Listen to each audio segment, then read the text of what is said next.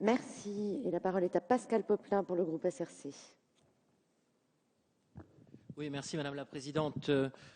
Rien n'y fera, avez-vous commencé tout à l'heure, Monsieur Geoffroy.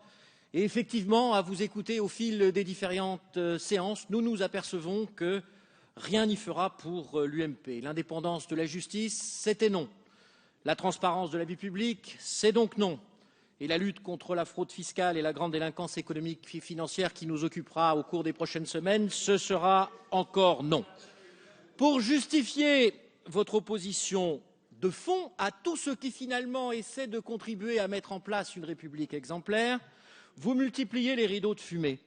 Ainsi, les éléments de langage de votre parti vous commandent-ils de parler de loi Cahuzac. Et je dois reconnaître que c'est un des seuls points sur lesquels vous vous êtes convenablement acquitté de votre mission. Comme si la défiance de nos concitoyens à l'égard de la vie publique avait commencé avec le mensonge de Jérôme Cahuzac.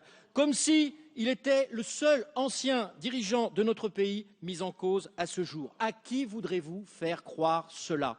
Votre rhétorique, mes chers collègues de l'UMP, n'est pas à la hauteur des enjeux pour notre démocratie et semble une satisfaction à bien courte vue de résultats électoraux qui devraient pourtant ne pas vous rassurer.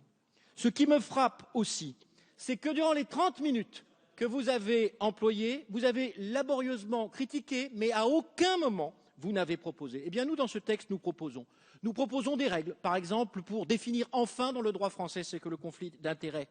Nous proposons des autorités de contrôle et des moyens de contrôle, c'est la haute autorité. Nous proposons des sanctions renforcées. Donc, oui, Monsieur Geoffroy, c'est nous qui œuvrons pour la transparence et vous qui peinez à sauver les apparences. Dans ces conditions, le groupe SRC rejettera naturellement, repoussera cette motion de rejet.